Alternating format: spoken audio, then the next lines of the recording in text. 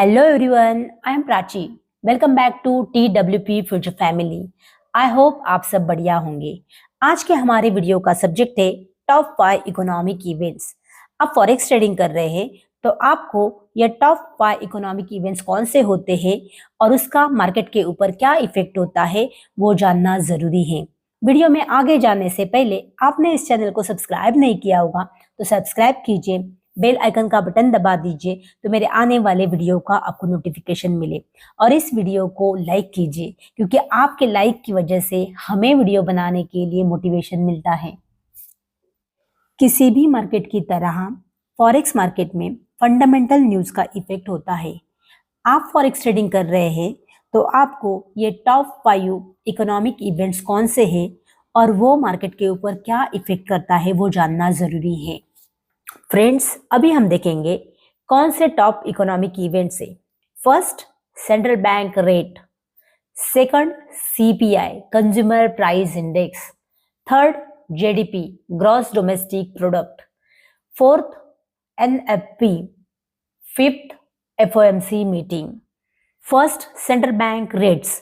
Central bank rates सबसे important और सबसे ज्यादा मार्केट के ऊपर इफेक्ट करने वाला इकोनॉमिक इवेंट है।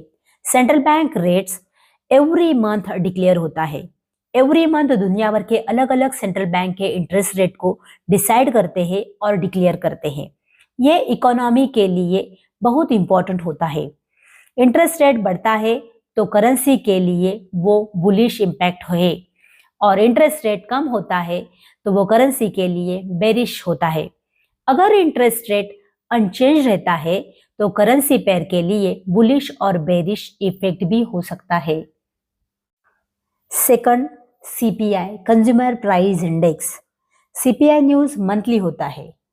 गुड्स और सर्विसेज के लिए कंज्यूमर के वॉलेट से पहले कितना प्राइस जाता था और अभी कितना प्राइस जाता है, इसका इम्पैक्ट सेंट्रल बैंक के इंटरेस्ट के ऊपर भी होता है। सीपीआई इंक्रीज होता है तो वो करेंसी के लिए पॉजिटिव इम्पैक्ट देता है। सीपीआई डेटा पॉजिटिव आता है तो करेंसी के लिए वो बुलिश इम्पैक्ट होता है और सीपीआई डेटा निगेटिव आता है तो वो करेंसी के लिए बेरिश इम्पैक्ट होता है। सीपीआई डेटा अनचेंज रहेगा तो वो करेंसी के लिए बुलिश भी हो सकता है या बेरिश भी हो सकता है। Third, GDP gross domestic product. Gross domestic product का मतलब है सकल घरेलू उत्पादन। किसी भी देश की जीडीपी 3 चीजों के मैन्युफैक्चर के ऊपर काउंट की जाती है। First, agriculture. Second, industrial. Third, service. ये तीनों के बढ़ने से और घटने से जीडीपी रेट के ऊपर इफेक्ट होता है। जीडीपी रेट देश की इकोनॉमी को इंडिकेट करता है। जीडीपी रेट बढ़ जाता है तो वो देश की करेंसी के लिए वो बुलिश इम्पैक्ट होता है और जीडीपी रेट कम होता है तो वो करेंसी के लिए बेरिश इम्पैक्ट देता है और जीडीपी डाटा अनचेंज रहेगा तो वो करेंसी के लिए बुलिश या बेरिश इम्पैक्ट दे सकता है। फोर्थ है एनएफपी। एनएफपी का डेटा हर मंथ के फर्स्ट फ्राइडे को रिलीज होता है। एनएफपी का फुल फॉर्म है non firm payroll. US government उसी दिन उनका एम्प्लॉयमेंट का डेटा रिलीज करती है। अनएम्प्लॉयमेंट का रेट बढ़ता है तो वो करेंसी के ऊपर निगेटिव इम्पैक्ट देता है।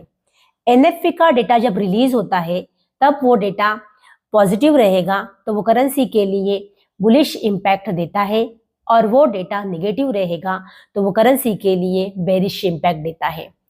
कभी डेटा लाइनिंग आ गया तो वो करेंसी के ऊपर बेरिश या बुलिश इम्पैक्ट भी दे सकता है। फिफ्थ है एफओएमसी मीटिंग। एफओएमसी का फुल फॉर्म है फेडरल ओपन मार्केट कमेटी।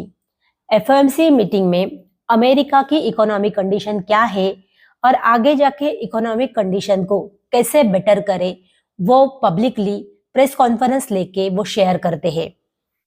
उस प्रेस कॉन्फ्रेंस में इकोनॉमिक कंडीशन को बेटर करने के लिए वो कौन से न्यू पॉलिसीज लेके आ रहे हैं और वो पॉलिसी से हमारी देश की इकोनॉमी कैसे इंक्रीज होगी उसके बारे में वो डिस्कशन करते हैं।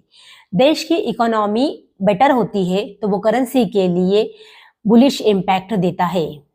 फ्रेंड्स, अभी हमने टॉप 5 इकोनॉमिक इवेंट्स कौन से होते हैं और उसका मार्केट के ऊपर क्या इफेक्ट होता है वो हमने देखा। आई होप आप सबको अंडरस्टैंड हुआ होगा। आप फॉरेक्स ट्रेडिंग करते हैं तो आपको ये टॉप 5 इकोनॉमिक इवेंट्स कौन से होते हैं और उसका मार्केट में क्या मूवमेंट होता है वो जानना जरूरी है। आपको ये वीडियो अच्छा लगा होगा तो आप लाइक कीजिए, आपके फैमिली और फ्रेंड्स में वो शेयर कीजिए। Thanks for watching. मिलते हैं नेक्स्ट वीडियो में।